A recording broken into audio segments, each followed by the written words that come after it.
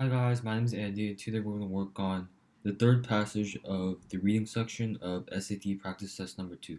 This test isn't on the CollegeBoard website, so I'm going to post it below in the description. It was there before, but the CollegeBoard took it down. Alright, let's begin. I'll let you guys read through a bit.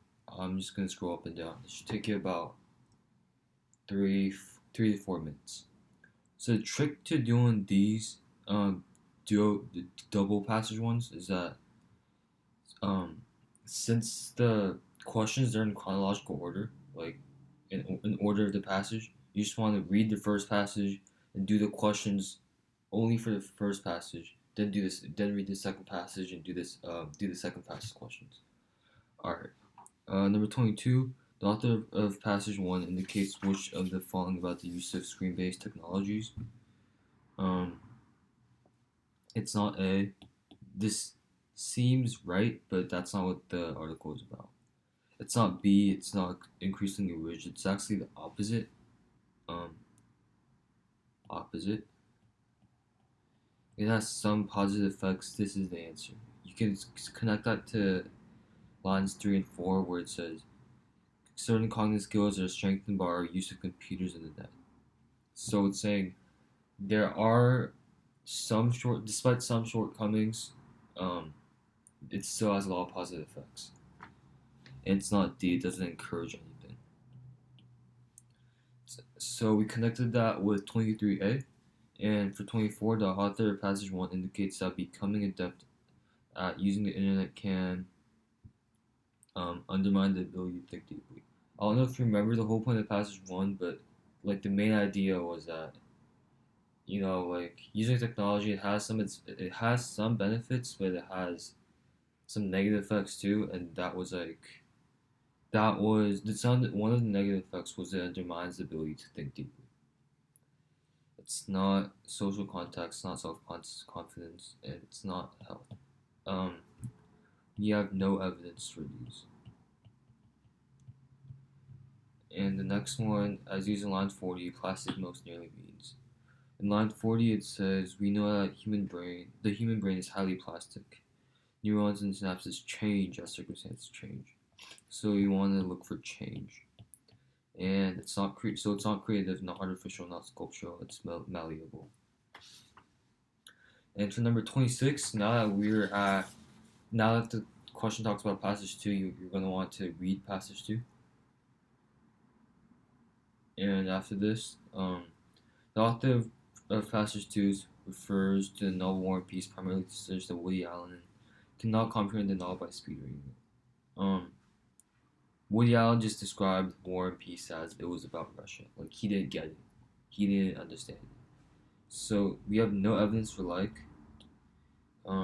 he wasn't skilled. And we have no evidence that he were guided. And number 27, what do novelists and scientists have in common? It's not about risk. It's not about them being eager. Although this seems right, it's not about being curious. It's about they become absorbed in their own fields. If you look at line 79, it says they immerse themselves in their fields, and they read. Novelists read a lot of novels, and scientists read a lot of science. Like, they're focused on what they're doing. That's what the answer is D. And number 28, the analogy in the final sentence of passage 2 has primarily which effect? The analogy was like, just like a long time ago, people thought that eating quick stuff makes you quick. That's that's false. Just because you're looking at rock videos doesn't mean that you're going to be like them. So the author's criticizing this group. It's kind of satirical,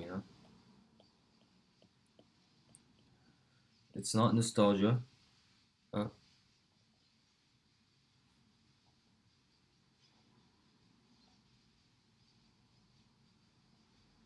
It's not nostalgia. It does use humor, but it doesn't soften anything, and it's not a difficult concept.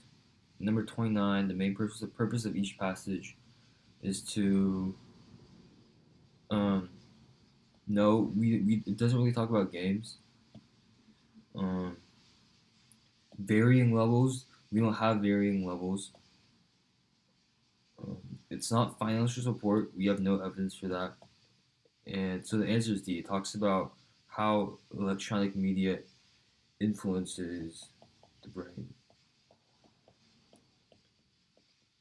And number 30, which choice best describes the relationship between the two passages? B, A, passage 2 relates firsthand experiences. No, it does not. No. Two, this is true. Passage 1 talks about, oh, it's bad. But passage 2 is like, hey, it's not that bad. Like, you don't really know much about it. Like, that's not the key purpose of, like, that's not the whole point. And that's not the main idea of that, of using, the internet and using technology. It's not C. Both of the exams pretty much in depth. Both. And there wasn't. It doesn't predict. It doesn't predict anything. That's what the answer is B. Um, and number 31, on which of the following points would the authors of both passages most likely agree? Um, it doesn't talk about family in any way. So we don't have any evidence for A. B, those who overreact. That's more like um, passage 2, not passage 1. Improves. Yeah, this one's probably right. If you look at line 71 to 73, we have, if you train people to do one thing, they get better at doing that thing, but almost nothing else. And uh, the first passage was basically about it doesn't really improve. And for number for letter D, internet users are unlikely to prefer reading. We have no evidence for that. To agree with some extent to lines 41 to 43. Well, lines 41 to 43 was, when we adapt to a new cultural phenomenon, including the use of new media, we end up with a different brain. And the author does agree with that. The author says, okay, let's look at each of the answer choices. 51 to 53 says that just talks about critics. 54 to 56 talks about the opinion of the critics, opinion of cognitive neuroscientists. Yeah, every time we learn the facts of skilled writing, the brain does change. So the author does acknowledge that. That's what the answer is B. Alright, thank you for watching my video. On my next video, I'll be working on the